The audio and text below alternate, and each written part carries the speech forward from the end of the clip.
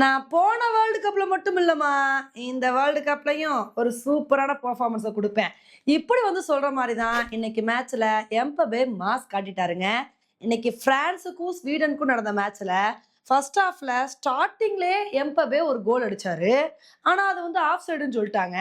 ஆனா எம்பப்பே இருந்துட்டு, "ஆஃப் சைடுனா என்னப்பா? நான் திரும்ப சூப்பரான கோல் அடிக்கிறேன்" அப்படின்னு சொல்லிட்டு, ஃபர்ஸ்ட் ஹாஃப் எண்டுக்கு முன்னாடி பிளேயர்ஸ ரொம்ப அழகா ஏமாத்தி ஒரு சூப்பரான கோல வந்து அடிச்சிட்டாரு. அதுக்கப்புறம் பர்கலா, நான் ஒரு கோல் அடிப்பேன் அப்படின்னு சொல்லிட்டு 53வது நிமிஷத்துல அவரோட பங்குக்கு அவர் ஒரு கோல வந்து அடிச்சாரு. இது பத்தாதுன்னு சொல்லிட்டு எம்பபே நான் திரும்பவும் ஒரு கோல் அடிப்பேன் அப்படின்னு சொல்லிட்டு அவர் கடைசியில ஒரு கோல வந்து அடிச்சிட்டாருங்க.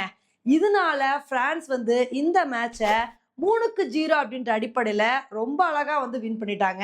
இப்ப இந்த மேட்ச வின் பண்ணது மூலமா அவங்க ரவுண்ட் ஆஃப் 16க்கு குவாலிஃபை ஆயிட்டாங்க. அடுத்து நார்வேக்கும் கோட்டே டிவேரி பாருங்க 4 பேரு கூட வாய்க்குள்ள நுழையல. அந்த அளவுக்கு தினுசு தினுசா பேரெல்லாம் வந்திருக்கு. இந்த மேட்ச்ல வந்து பாத்தீங்கன்னா நார்வே 39வது நிமிஷத்துல ஒரு கோல் வந்து அடிச்சாங்க.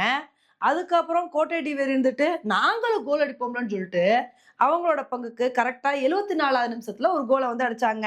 அதுக்கப்புறம் 2 பேர்னால கோலே அடிக்க முடியல.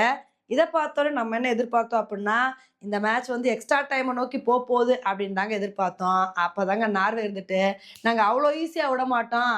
நாங்க திரும்பவும் ஒரு கோல் அடிப்போம் அப்டின்னு சொல்லிட்டு, கடைசியில எப்படியோ ஒரு கோல வந்து அடிச்சுட்டாங்க.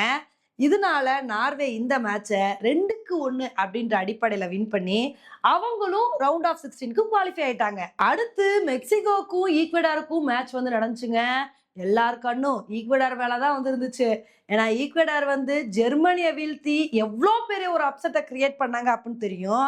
அதே மாரி ஈக்வடார் மெக்சிகோவை வீழ்த்தி ரவுண்ட் ஆஃப் 16க்கு குவாலிஃபை ஆவாங்க அப்படின்னு தான் வந்து எதிர்பார்த்தோம். ஆனா இன்னைக்கு மேட்ச்ல நடந்ததே வேறங்க.